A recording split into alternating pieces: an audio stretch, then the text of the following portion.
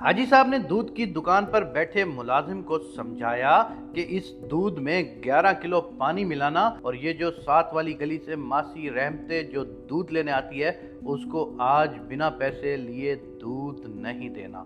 मुलाजिम ने पूछा कौन सी मासी रहमते, तो हाजी साहब ने समझाते हुए बताया वो फजल हुसैन की बेवा जिसका बेटा पिछले महीने वफात पा गया है, वो उससे पैसे लिए बिना दूध नहीं देना।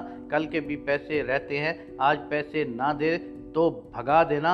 मैं ज़रा चौक में जो इकट्ठ हुआ है उसमें शिरकत करके हाज़िरी लगवाऊं, वरना कल को अपने आका अपने नबी सल्लल्लाहु अलैहि वसल्लम को क्या मुंह दिखाऊंगा।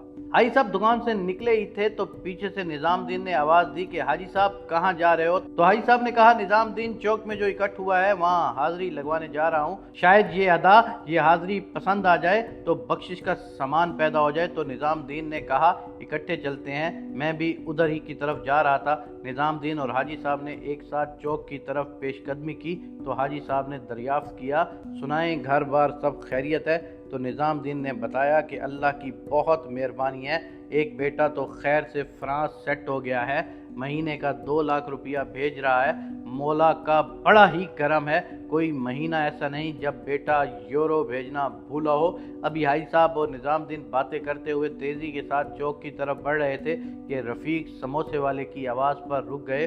उससे सलाम दुआ की तो रफ़ीक के दरियाफ्त करने पर उसको बताया कि दावत भी दी कि कारोबार तो दुनिया में चलते रहते हैं, आओ हमारे साथ तुम भी हाज़िरी लगवा कर अपनी आखिरत का समा कर लो।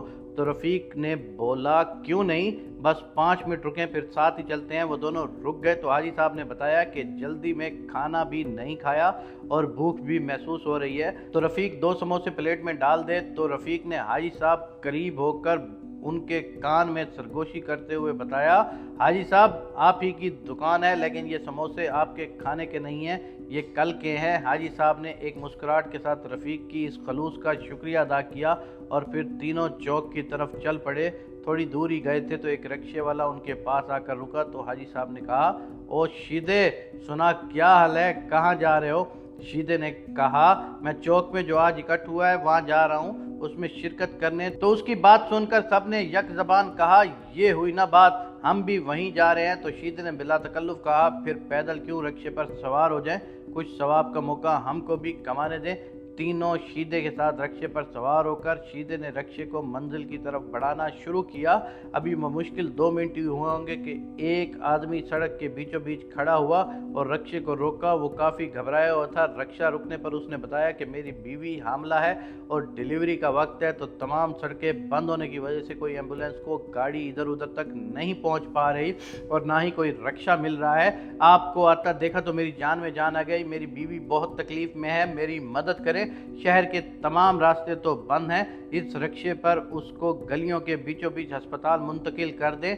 तो शीदे ने साफ अल्फाज में एक शदीद इनकार किया और हाजी साहब फजलुद्दीन और रफ़ीक ने भी उस इनकार में मजीद पुख्तगी पैदा की कि हम जिस काम के लिए जा रहे हैं उसके लिए ये दुनियावी काम को मैनी नहीं रखती। उस शख्स ने तकरीबन मिन्नत करने वाले अंदाज में कहा कि मेरी बीवी शदीद तकलीफ में है, मेहरबानी करें। तो शीदे को गुस्सा आ गया और बाकी तीनों ने भी उसकी बदतमीजी पर शदीद रद्द अमल दिया और शीदे ने रिक्शे को आगे बढ़ा दिया और वो शख्स रिक्शे से लिपक कर उसको रोकने की कोशिश करता रहा, लेकिन शीदे के इरादे में कोई कमी वाक़ई नहीं आई और कुछ देर तक वो चौक में चले गए और एक जज्बे के साथ उन्होंने अपनी हाज़िरी को तवज्जो का मरकज़ बनाया और पूरी कुव्वत के साथ वहाँ अपना किरदार अदा किया और रात वहीं पर गुजारी। उनके जज्बा ईमानी को देखकर मुझे अपना ईमान मुर्दा महसूस हुआ और उन पर रश्क आया।